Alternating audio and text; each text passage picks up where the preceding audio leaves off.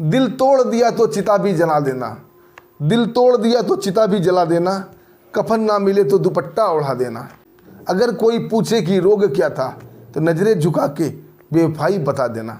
दोस्तों, एक प्राइवेट जासूस के ऑफिस में एक यंग जवान लड़का, करोड़पति लड़का आता है और जासूस को रिक्वेस्ट करता है कि सर मेरी शादी होने वाली है, महज 15 दिन बाकी है, लेकिन मुझे लगता है वो लड़की कैरेक्टरलेस है, मुझे उसके बारे में पूरी डिटेल चाहिए। जासूस बोलता है भाई 15 दिन में मैं क्या उखाड़ लूँगा। लड़का काफ़ी गिड़गिड़ाने लगता है कि सर आपको जो भी पैसा चाहिए मैं दूंगा, बस मुझे रिपोर्ट चाहिए। आप पूरे दिन लग जाओ, दिन भर मेहनत करो, लेकिन मुझे रिपोर्ट चाहिए ताकि ये डिसाइड तो हो सके कि मैं उसे शादी करूं या ना करूं, या कोई साजिश है। जासूस बोलता है ठीक है भाई, जितनी हो सकेगा मैं तुम्हें कोशिश करूंगा सपोर्ट करने का। और वो जासूस 15 दिन उसके पीछे ही पड़ जाता है, 24 घंटे अपनी आंखें उसके ऊपर टिका देता है। और दोस्तों, जो रिपोर्ट निकल के आती है बड़ा ही कमाल की निकल के आती है। लड़की के पिता, लड़की के भाई, लड़के के पिता, लड़के के दोस्त सब जानकर ये हैरान और परेशान हो जाते हैं। क्या था वो रिपोर्ट दोस्तों? क्या कोई साजिश थी इस करोड़पति लड़के को फंसाने की? अगर साजिश थी तो साजिश को कौन कर रहा था? आइए दोस्तों पूरी कहानी जानते हैं विस्तार से। कहानी शुरू होने से पहले दोस्तों आप लोगों को हाथ जोड़कर विनम्र प्रार्थना है, वीडियो को लाइक करते जाइएगा। दोस्तों लाइक करने से हमारा हौसला बढ़ता है। आइए दोस्तों चलते हैं कहानी की ओर। दोस्तों ये कहानी मुंबई की है। दोस्तों मुंबई में एक करोड़पति परिवार रहा करता था। उस परिवार में 4 लोग ही थे। करोड़पति व्यक्ति धनपत लाल, उसका बेटा विवेक, उसकी बेटी रोशनी और उसकी पत्नी राधा देवी। ऐसा तो इन लोगों के पास बहुत था, लेकिन शालीनता भी थी। ये लोग सभी परिवार थे। दोस्तों रोशनी की शादी एक मल्टीनेशनल कंपनी में काम करने वाले लड़के जिसका नाम जगदीश था उससे हो जाती है। काफ़ी अच्छा परिवार था, दोनों परिवार में अच्छा सामंजस्य बना हुआ था। जगदीश बराबर अपने ससुराल आया करता था और रोशनी को भी लेकर आया करता था। बातों ही बातों में अपने ससुर धनपत लाल से बोलता है कि विवेक के लिए मैंने एक लड़की देख रखी है, बड़ी अच्छी लड़की है और हमारी कंपनी में जॉब करती है, अच्छा पोस्ट है, अच्छा कमाती है, अगर आप कहें तो मैं उससे बात करूं। धनपत लाल और उनकी पत्नी भी घर में अकेला बोर हो जाया करते थे। वो भी चाह रहे थे कि घर में बहू आ जाए, और खुशी खुशी मान जाते हैं और अपने दामाद जगदीश को बोलते ठीक है आप उस लड़की उसके घर वाले से बात करो। जगदीश लड़की से बात करता है, उसके घर वाले से बात करता है। धनपत लाल और उसकी पत्नी और विवेक तीनों उस लड़की घर जाते हैं। लड़की का नाम था मोनिका। लड़की एक ही नज़र में पसंद आ जाती है। लड़की बहुत ही खूबसूरत, अच्छी थी। दोस्तों उसी मुहूर्त में पंडित को बुला के फटाफट दिन फिक्स कर दिया जाता है। दिन निकलता है उस दिन से 22 दिन बाद का। दोनों पक्ष शादी की तैयारी करने लगते हैं। लड़की वाले बहुत ही खुश होते हैं कि चलो उसकी बेटी एक करोड़पति घर में जा रही है, एक बहुत बड़े दौलतमंद की बहू बन रही है। दोस्तों जैसे ये बात विवेक के दोस्तों को पता चलती है, विवेक से पार्टी मांगने लगते हैं। दोस्तों एक 5 स्टार होटल में विवेक अपने दोस्तों को पार्टी देता है और मोनिका का फोटो उनको दिखाता है। उसमें से उनका एक दोस्त वो फोटो को देखकर चौंक पड़ता है। बोलता है ये लड़की को मैंने कहीं देखा है और किसी के साथ देखा है, और एक बार नहीं कई बार देखा है, ये लड़की मुझे ठीक नहीं लग रही है। दोस्तों विवेक गुस्से में आकर उसे थप्पड़ मार देता है और बोलता है कैसी अनाप शनाप बातें कर रहे हो, तुम मेरे दोस्त हो या दुश्मन हो, और तुम्हें पार्टी पसंद नहीं तो यहाँ से जा सकते हो। वो दोस्त बोलता है दोस्त तुम मुझे बेशक थप्पड़ मार दिया अच्छी बात है, लेकिन एक बार इस लड़की के बारे में पता कर लो, क्योंकि शादी रोज़ रोज़ नहीं होती, पूरी ज़िंदगी की बात है और ज़िंदगी के सवाल है। ऐसे भी तुम इस घर के इकलौते वारिस हो सकता है किसी की साजिश हो। आज की दुनिया में ऐसे बहुत लोग भरे पड़े हैं जो करोड़पति को अपने जाल में फंसाते हैं। दोस्तों ये बात विवेक को हिट कर जाती है।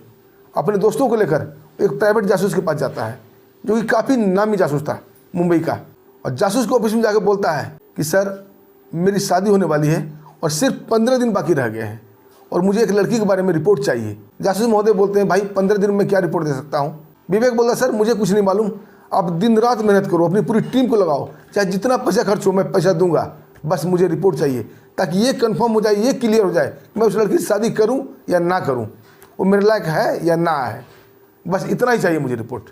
जासूस महोदय बोलते हैं ठीक है भाई, तुम्हें जब इतनी ही जल्दीबाजी है तो मैं कोशिश करूँगा, दिन रात एक कर दूंगा, उस लड़की के बारे में रिपोर्ट निकालने में जितना हो सकता है मैं रिपोर्ट निकालूंगा। दोस्तों जासूस महोदय अपनी टीम के साथ उस लड़की पर पैनी दृष्टि रख देते हैं। 24 घंटा उसकी निगरानी में आ जाती है और विवेक से बोलते ठीक है भाई, एक शर्त है, तुम एक मोबाइल अभी खरीद लेना और एक सिम भी खरीद लेना, वो नंबर सिर्फ मुझे देना क्योंकि वो किसी का बिजी ना है, जब भी मैं कॉल करूं तुम सेकंडों में उठा लेना। विवेक तैयार हो जाता है और विवेक वहाँ से चला जाता है। तभी दोस्तों जासूस महोदय बड़ा ही साराना अंदाज में एक शायरी गुनगुनाने लगते हैं। वफा के नाम से मेरे दोस्त अनजान थे, अरे वफा के नाम से मेरे दोस्त अनजान थे, किसी के बेवफाई से शायद वो परेशान थे। जब हमने पूछा कि परेशानी क्या है भाई, तो होने वाले बीबी के कैरेक्टर को लेकर परेशान थे। दोस्तों जासूस महोदय अपने पूरे टीम को अलर्ट कर देते हैं और लड़की की छानबीन में लग जाते हैं। लड़की जहाँ ऑफिस में काम करती थी ऑफिस उसकी निगरानी में आ जाता है। जैसे ही लंच ब्रेक होता है वो लड़की एक अपने सीनियर के साथ बैठकर लंच कर रही थी और हंस हंस के बातें कर रही थी, एक दूसरे को टच कर रहे थे। जासूस महोदय भी पुराने खिलाड़ी थे, वो समझ जाते हैं कि भाई ये टचिंग तो नॉर्मल नहीं है, ये सीनियर जूनियर का मामला नहीं है, ये कहीं ना कहीं दाल में कुछ काला है। और तुरंत अपने क्लाइंट विवेक को फ़ोन करते हैं कि तुम अपने होने वाली बीबी को यानी तुम अपनी मंगेतर को फ़ोन करो। विवेक फ़ोन करता है, मोनिका फ़ोन नहीं उठाती है। फिर विवेक फ़ोन करता है, मोनिका फ़ोन नहीं उठाती है। वो तुरंत जासूस महोदय को बोलता है कि सर वो फ़ोन नहीं उठा रही है। जासूस महोदय बोलते हैं भाई तुम लगातार फ़ोन करते रहो, आखिर क्या होता है मैं भी देखना चाहता हूँ। जब विवेक कई बार फ़ोन करता है तो झुंझला के मोनिका फ़ोन उठाती है और उसे डांटने लगती है, उसके ऊपर चिल्लाने लगती है, बोलती तुझे अदब नहीं है, जब मैं फ़ोन नहीं उठा रही तो बार बार तुम्हें फ़ोन नहीं करना चाहिए, मैं यहाँ ज़रूरी मीटिंग में बैठी हूँ। और ये कहकर फ़ोन काट देती है। विवेक सारी बात जासूस महोदय को बताता है। जासूस महोदय बोलता है कि भाई मीटिंग में नहीं, यहाँ पेड़ नीचे बैठ के दोनों अय्याशी कर रहे हैं, मैं तुम्हें एक वीडियो भेजता हूँ। और जासूस महोदय उसका वीडियो बना के फटाफट विवेक के मोबाइल पर डाल देते हैं। जब जासूस महोदय पूछते हैं इस आदमी को तुमने पहले कभी देखा है, दोस्तों इस क्वेश्चन पर विवेक फूट फूट कर रोने लगता है। जासूस महोदय पूछते हैं भाई बात क्या होगी। विवेक बोला सर मैं आ रहा हूँ, आप कहाँ पे हो। जासूस महोदय उसे एड्रेस देते हैं जहाँ वो काम करती है उस ऑफिस के सामने आ जाओ। विवेक तुरंत अपनी गाड़ी से वहाँ पहुँचता है और बताता है कि जो ये आदमी है ये कोई और नहीं, उसका जीजा जी है। जासूस महोदय भी ये बात सुनकर चौंक जाता है, बोलता सगा जीजा जी या कजन जीजा जी है। बोलता भाई मेरा एक ही बहन है रोशनी, उसका ये पति है और इसने ही इस लड़की का रिश्ता मेरे घर लाया था और यही मेरी शादी करवा रहा है, यही अगुआ है। दोस्तों ये सुनकर जासूस महोदय भी काफ़ी गड़बड़ा जाते हैं। अब वो समझ जाते हैं कि कोई ना कोई साजिश जरूर है, क्योंकि लड़का करोड़पति था, कहीं से फंसाया जा रहा है। बोलते ठीक है विवेक, तुमने मेरे ऊपर भरोसा किया है, मैं पूरा पानी का पानी और दूध का दूध अलग कर दूंगा, तुम चिंता मत करो, तुम्हें फंसने नहीं दूंगा। अब तो क्लियर हो गया ये लड़की कैरेक्टरलेस है। तभी दोस्तों 2 दिन बीते थे। वो लड़की जगदीश के साथ एक दिन ओयो होटल में जाते हुए पकड़ी जाती है। जासूस महोदय विवेक को फ़ोन करते हैं कि भाई उसे फ़ोन करके पूछो कहाँ है। जब विवेक उससे फ़ोन करके पूछता है अपनी मंगेतर से कहाँ पे हो, बोली मैं ऑफिस में बैठी हूँ, हमारी ज़रूरी काम चल रहा है, हमें डिस्टर्ब मत करो। अब जासूस महोदय बोलते हैं कि तुम अपने जीजा जी को फ़ोन करो। जब वो अपने जीजा जी को फ़ोन करता है भैया आपसे मिलना है, कुछ शादी के बारे में बात करना है, उसका जीजा जी उसे डांट देते हैं कि जब तक फ़ोन मत किया करो, मैं अभी बिजी हूँ। यानी कि दोनों बिजी थे। समझ सकते हैं मामला क्या था, वो भी ओयो होटल में। ये रिपोर्ट भी उसको सौंप देता है। दोस्तों अब शादी के महज 4 दिन बचे हुए थे और दोनों एक दिन 5 स्टार होटल में रूम बुक करते हैं। जैसे ही जासूस महोदय की टीम के लोग उन्हें इन्फॉर्म करते हैं कि सर इन्होंने एक 5 स्टार होटल में रूम बुक किया है, वो भी फुल नाइट। जासूस महोदय भी उस होटल में जाके एक रूम बुक कर लेते हैं, वो भी फुल नाइट। उसके बाद विवेक को फ़ोन करते हैं और विवेक को बोलते हैं तुम अपने माता पिता, अपने दोस्तों को लेकर, अपने सास ससुर और उसके भाई सबको लेकर यहाँ आ जाओ, मैंने एक रूम बुक कर रखा है। विवेक बोलता है सर माता पिता को तो लेके आ जाऊँगा, दोस्तों को भी लेके आ जाऊँगा, लेकिन ससुर को, सास को, साले को कैसे लेके आऊँगा। जासूस महोदय बोलते हैं भाई इसका तरीका भी मैं तुम्हें बताता हूँ। रात को करेक्ट 1 बजे अपने ससुराल जाना, उनका दरवाज़ा खटखटाना। जैसे ही ससुर बाहर आएंगे उनसे बोलना मैं आपसे एक ज़रूरी बात करनी है। जैसे ही पूछेंगे बोलो क्या बात है, बोला गाड़ी में बैठ के बात करना है। रात के जब 1 बजे दरवाज़ा खटखटाओगे तो ऑटोमेटिक उसके घर के सदस्य सब जग जाएंगे, तो तुम्हारा साला भी पीछे पीछे आ जाएगा। जैसे ही वो लोग गाड़ी में बैठेंगे उनसे उनका मोबाइल ले लेना और गाड़ी स्टार्ट कर देना, बोला चलो होटल में बात कर, और होटल में लेके आ जाना, बाकी मैं संभाल लूँगा। दोस्तों ऐसा ही होता है। विवेक अपने माता पिता, अपने दोस्तों को लेकर बिल्कुल अलर्ट था और 5 स्टार होटल पहुंचा देता है और रात को 1 बजे पहुंच जाता है अपना ससुराल। वहाँ अपने दरवाज़ा खटखटाता है, उसके ससुर निकलते हैं, उनसे निकलता है पापा आपसे बात करनी है। वो बोलते हैं भाई रात को 1 बजे क्या ऐसी अर्जेंट हो गई। बोला बहुत ही अर्जेंट बात है। उसके ससुर बोलते हैं बोलो क्या बात है। बोला यहाँ नहीं, गाड़ी में बैठ के बात करते हैं। उन्हें गाड़ी में बैठाता है, ठीक पीछे पीछे साला भी आ जाता है। जैसे ही वो दोनों गाड़ी में बैठते हैं उनसे मोबाइल ले लेता है और गाड़ी स्टार्ट करता है। बोला यहाँ नहीं, चले होटल में बात करते हैं। दोस्तों उसके ससुर को भनक लग चुकी थी कि मामला क्या है, क्योंकि उसके ससुर वो जानते थे अपनी बेटी के बारे में कि उसकी बेटी क्या गुल खिला रही है और कौन खिलवा रहा है। लेकिन वो मजबूर थे, वो फ़ोन भी नहीं कर सकते थे क्योंकि दामाद जी ने फ़ोन पहले ही जब्त कर लिया था। उसे लेकर सीधा 5 स्टार होटल में आ जाते हैं। जासूस महोदय उनका इंतजार कर रहे थे। जैसे ही जासूस पर नज़र पड़ती है उसके ससुर चौंक पड़ते हैं क्योंकि वो कुछ जाना पहचाना सा लग रहे थे। जासूस महोदय उन सबको लेकर अपने रूम में जाते हैं। उसके बाद उस 5 स्टार होटल के मैनेजर को बुलाया जाता है। अब मैनेजर को बोलते हैं कि भैया 402 नंबर रूम में हमारा एक दोस्त ठहरा हुआ है और आज उसका एक बर्थडे है और हम लोग उसे सरप्राइज़ देना चाहते हैं, इसलिए आपको रूम खुलवाना है। हम लोग जाएंगे तो मुझे गालियाँ देगा, भगा देगा, रूम नहीं खोलेगा, क्योंकि वो अपना बर्थडे तन्हाई में अपनी पत्नी के साथ मना रहा है। ये देखिए उनके पिता हैं, ये उनके ससुर हैं, वहाँ पूरे दोस्त भी हैं। मैनेजर को थोड़ा भी शक नहीं होता कि मामला क्या है।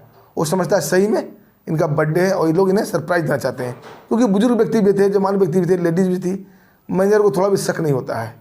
इस एवज में खुशी में उन्हें 10,000 रुपये दिया जाता है। मैनेजर काफ़ी खुश हो जाता है और रात के 2:30 बजे जाके उनका रूम ठकठका देता है।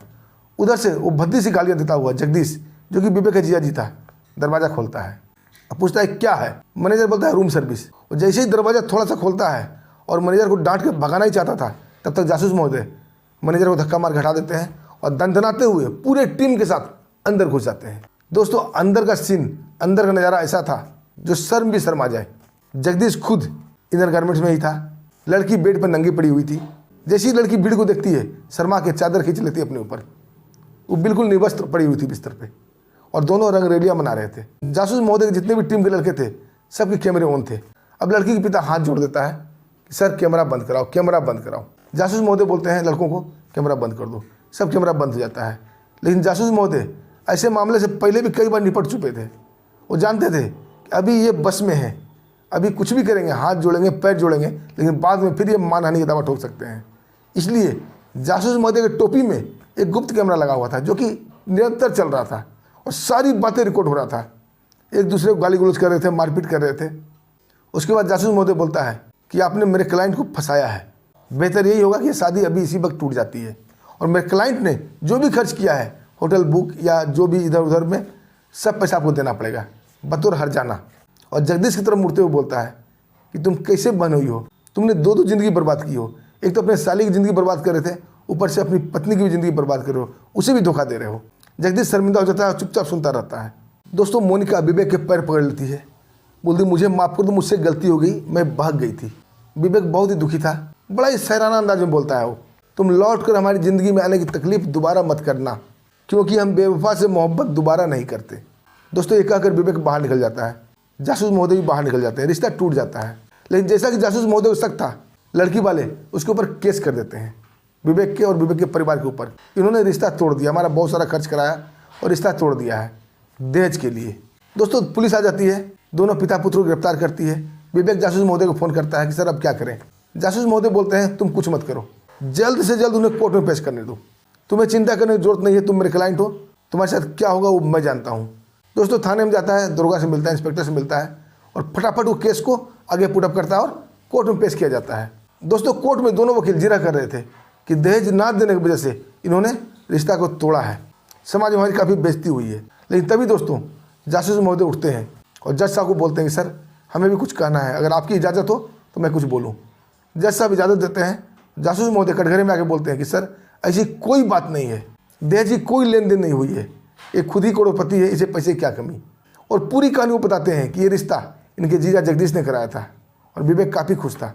लेकिन इन्हें शक था लड़की के कैरेक्टर पर। इन्होंने मुझे हायर किया, मैं एक प्राइवेट जासूस हूँ और मैंने इनको रंगे हाथ पकड़ा है, कई जगह पकड़ा है। सारी बातें डिटेल से बताते हैं। लेकिन लड़की पक्ष वाले मानने को तैयार नहीं थे, क्योंकि उन्हें पता था कि उन्होंने कैमरा बंद करा दिया था। लेकिन जासूस महोदय का गुप्त कैमरा ऑन था और वो वीडियो रिकॉर्डिंग जज साहब को दिखा देते हैं। जज साहब उसे बड़ी अदालत में चलाने को बोलते हैं और वीडियो चलाया जाता है। दोस्तों, सारा सीन दिखाया जाता है कि लड़की के पिता क्या बोल रहा है, भाई क्या बोल रहा है, विवेक क्या बोल रहा है, लड़की क्या कर रही है, उसका जीजा जगदीश क्या कर रहा है, कैसी हालत में है, सब क्लियर हो चुका था। दोस्तों, जज साहब तुरंत फैसला देते हैं कि लड़की वाले ने लड़के वाले को फंसाया है, इन्हें गुमराह करने की कोशिश की है। लड़के वाले का जो भी खर्च हुआ है लड़के वाले बेयर करेंगे और लड़के वाले को पूरा अधिकार है ये मानहानि का दावा इनके ऊपर कर सकते हैं। दोस्तों, विवेक केस जीत गया था, उन्हें बाइज्जत बरी कर दिया जाता है। दोनों पिता पुत्र वहाँ से निकल जाते हैं। इतना कुछ होने के बाद भी दोस्तों मोनिका, जो कि उसकी सारी प्लानिंग फेल हो चुकी थी, वो चाहती थी करोड़पति घर में बहू बन जाएगी, फिर वो अय्याशी करेगी और दोनों हाथों से दौलत लुटाएगी। लेकिन उसका मनसूबा फेल हो चुका था। वो एक कोशिश और करती है। जगदीश और मोनिका दोनों जाते हैं विवेक और विवेक के पिता का पैर पकड़ लेते हैं, एक मौका दे दो हमें। दोस्तों, ये मंजर देखकर विवेक की आंखों में आंसू आ जाता है, क्योंकि वो भी मोनिका को चाहने लगा था। वो मन ही मन चाहता था, मन ही मन सोचता था कि मोनिका बेवफा ना निकले, लेकिन ये बेवफा निकली। वो अपना पैर छुड़ाता है और अपनी गाड़ी में बैठता है। दोस्तों, जाते जाते वो मोनिका को शायराना अंदाज में ये कहता है, जुदाई के दर्द को तुम बेवफा क्या जानो, जुदाई के दर्द को तुम बेवफा क्या जानो, मोहब्बत की रस्मों को जमाने वाले क्या जाने, होती है कितनी तकलीफ किसी को भुलाने में, इस दर्द को तुम बेगैरत बेहया क्या जाने।